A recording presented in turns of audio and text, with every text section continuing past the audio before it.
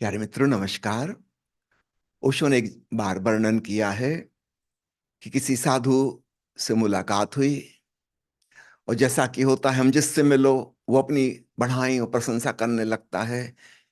महिलाएं आपस में मिलती हैं, कितने रुपए की साड़ी है, कहाँ से खरीदी है, आभूषण कितने का है, किस दुकान से लिया, उनकी चर्चा करती हैं। अमीर आदमी से मिलो, वो बताने लगता है कि उसने कितना प्रॉफिट कमाया, पिछले साल इतने का टैक्स भरा है, एक नया मकान खरीद रहा है, पुराने मकान को रिनोवेट करा लिया है, नई कार खरीदी है, नया मोबाइल बिल्कुल लेटेस्ट मॉडल खरीदा है। अपनी अपनी तारीफ प्रशंसा में जुट जाते हैं।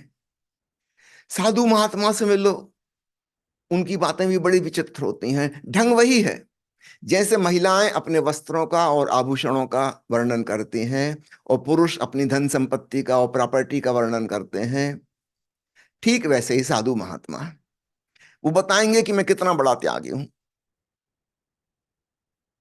कि मुझे गीता कंठस्थ है, 6 साल लगे इसमें।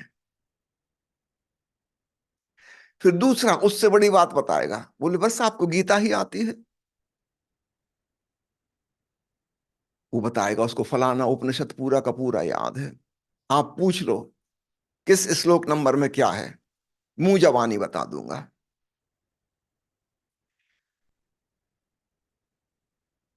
एक महात्मा जी कह रहे थे कि मैंने लाखों रुपए को लात मार दी। ओशो ने उनसे पूछा, महाराज यह लात कब मारी थी? उन्होंने कहा कोई 30 साल पहले। उनकी उम्र काफी थी, करीब करीब 60 साल के थे। तो उन्होंने बताया जब मैं 30 साल का था तब धन संपत्ति, मकान, प्रॉपर्टी, पत्नी, बच्चे सब छोड़ दिए।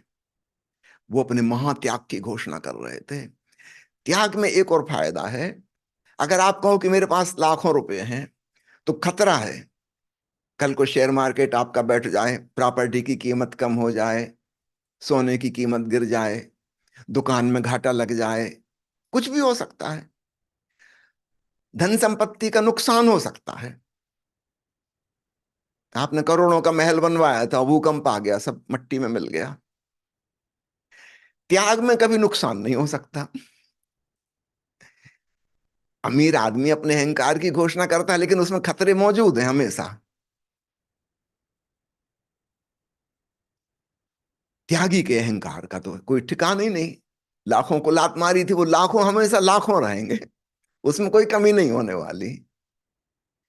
तो ओशो ने कहा कि महाराज, ये जो लाखों में आपने लात मारी थी, ये लात ठीक से लगी नहीं। वो साधु थोड़े चिढ़ गए। बोला आपका मतलब? ओशो ने कहा अगर 30 साल पहले लात मारी थी तो आज तक याद क्यों है? इसका स्मरण रखने की क्या जरूरत थी? इसका मतलब अभी भी आपको लाखों में रस है। उसकी बात करके भी आपके आपके चेहरे पे चमक आ जाती है, जैसे अमीर आदमी के चेहरे पे चमक आती है, जैसे महिलाओं के चेहरे पे चमक आती है, ठीक वैसी ही चमक आपके भीतर है। तो आप भोगी हो कि त्यागी, उससे कोई फर्क नहीं पड़ता। अहंकार वही का वही है। कोई कह रहा मेरे पास करोड़ों, कोई कह रहा मैंने करोड़ों छोड़ दिए। अहंकार वही का वही है। और रोशन कहा, मैंने आपके बारे में पता लगवाया है। आप जिस गांव से आए थे वहां मेरे एक परिचित रहते हैं, और उन्होंने मुझे सूचना दी है कि 30 साल पहले का उन्होंने जाके पोस्ट ऑफिस में रिकॉर्ड देखा, क्योंकि वो पोस्ट ऑफिस में काम करते हैं। और आपकी पोस्ट ऑफिस की पासबुक में 632 रुपए थे। कहाँ के लाखों की बात कर रहे हैं आप? बकवास। वो आदमी तो तिल मिला गया गुस्से में, बहुत नाराज हो गया। तो त्याग में भी बढ़ाते जाते हैं। 632 रुपए, 632 नहीं रुपए, अब लाखों हो गए 30 साल में। पता नहीं कौन सा हिसाब है। शायद उस पे कंपाउंड इंटरेस्ट अगर मिलता रहता 632 पे, या कहीं शेयर मार्केट में लगा देते, तो आज लाखों हो गए होते। उस हिसाब से बता रहे हैं। हो सकता है 10 साल बाद वो लाखों की जगह करोड़ों कहने लगे।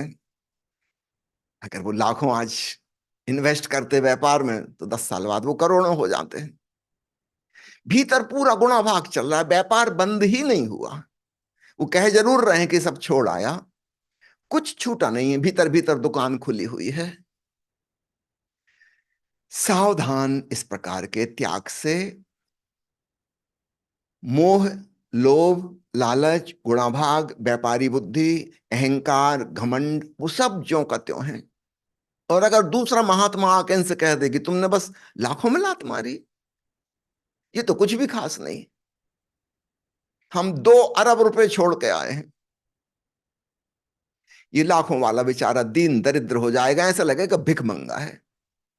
2 अरब, बड़ा इंडस्ट्रियलिस्ट था, 10-10 कारखाने थे, 2 अरब छोड़ के आया है, उसके आगे लाख वाला तो बिल्कुल दीनहीन,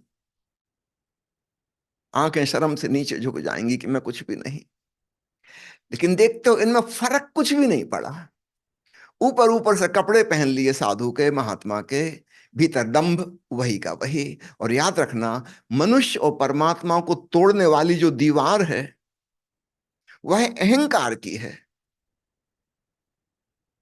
धन दीवार नहीं है, पत्नी बच्चे दीवार नहीं है, घर मकान दुकान खेत खलिहान ये दीवार नहीं है, दीवार है अहंकार की।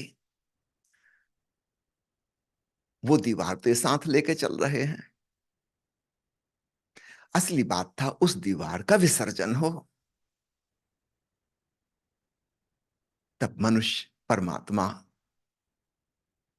को जानता है।